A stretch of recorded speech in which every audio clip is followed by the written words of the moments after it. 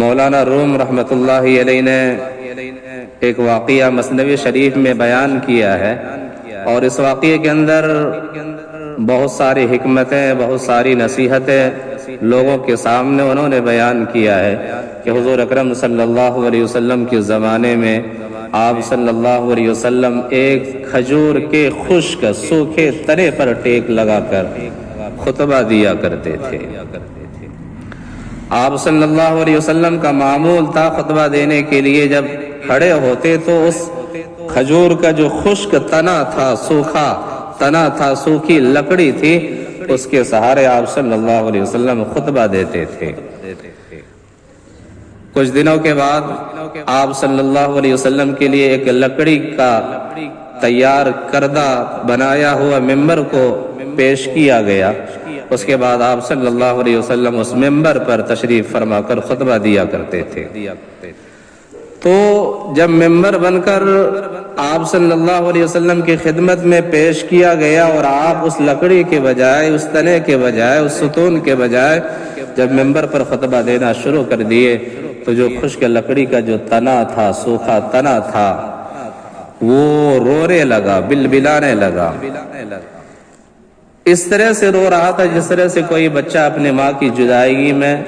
سسکیاں لے کر روتا ہے، اس طرح سے وہ تنا رونا شروع کر دیا۔ صحابہ کرام حیران ہے، پریشان ہے کہ یہ لکڑی کا تنا آخر کیوں رو رہا ہے۔ تو بہرحال جناب رسول اللہ صلی اللہ علیہ وسلم نے اس تنا سے پوچھا کہ آخر کیا چاہتے ہو، تمہارا یہ رونا کس وجہ سے ہے؟ تو اس لکڑی کے تنا نے کہا کہ اللہ کے نبی صلی اللہ علیہ وسلم، آپ کی فراق میں، آپ کی جدائی کو برداشت نہ کرنے کی وجہ سے میں رو رہا ہوں کہ آپ پہلے میرے اوپر سہارا لگا کر، ٹیک لگا کر خطبہ دیا کرتے تھے، ممبر جب تیار ہو گیا تو آپ نے میرا سہارا چھوڑ دیا، میرا ٹیک لگانا چھوڑ دیا۔ میں پہلے آپ کا مسند تھا، اب ممبر آپ کا مسند ہو گیا، تو آپ کی جدائیگی میں، آپ کے فراق میں رو رہا ہوں۔ میری جان اندر سے جلی جا رہی ہے، جلتی ہے، میرا خون نکل رہا ہے، یہ آپ کی جدائی میں، آپ کے فراق میں۔ تو اللہ کے نبی صلی اللہ علیہ وسلم نے ارشاد فرمایا کہ اے مبارک ستون، اگر تو چاہتا ہے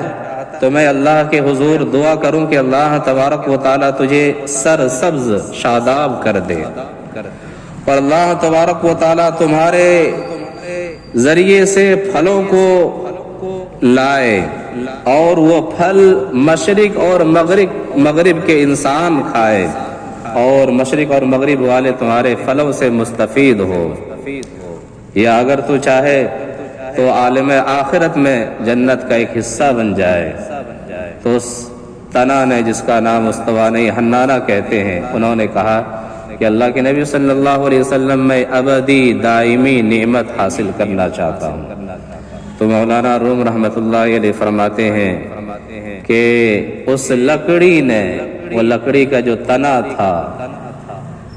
انہوں نے دائمی چیز کو، ابدی نعمت کو انہوں نے ترجیح دی۔ فانی ہونے والی نعمت،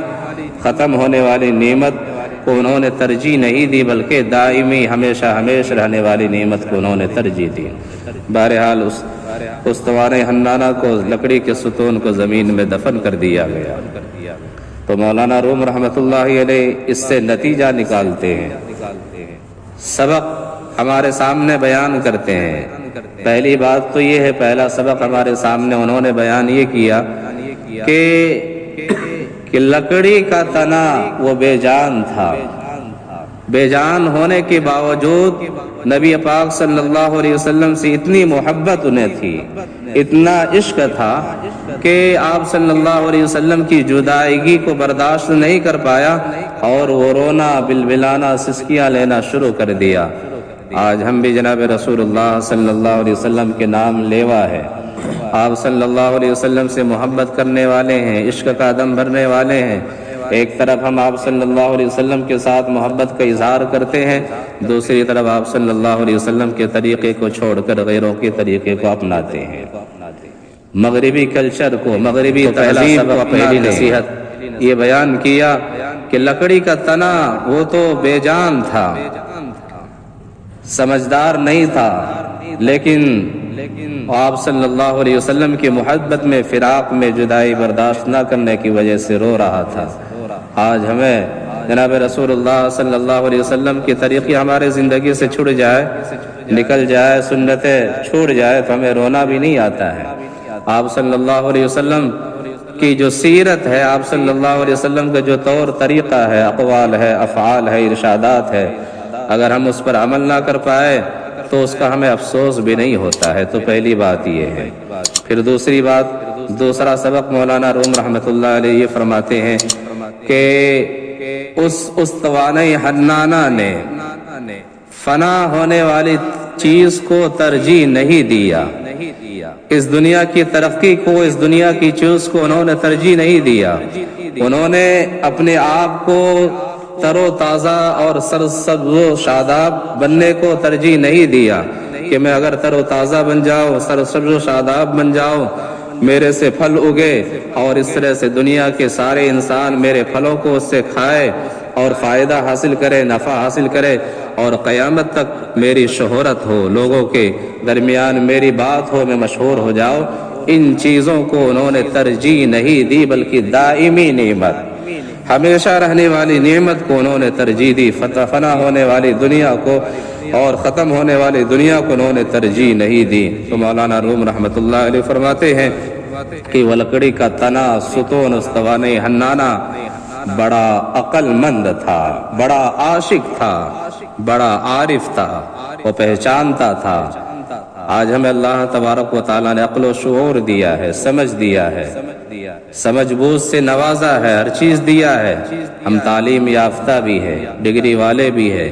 اور نہ جانے کیا کیا چیز ہے، لیکن ہماری حالت تو اس پتھر سے اور اس طرح سے لکڑی کے تنے سے بھی گیا گزرا ہے کہ اللہ تبارک و تعالیٰ کی دی ہوئی عقل ہم استعمال کر کے ہم اللہ کی معرفت حاصل نہیں کر پائے۔ آپ صلی اللہ علیہ وسلم کے بعثت کے مقصد کو ہم سمجھ نہیں پائے، تو لکڑی کا تنا وہ ہمارے سے بہتر ہے۔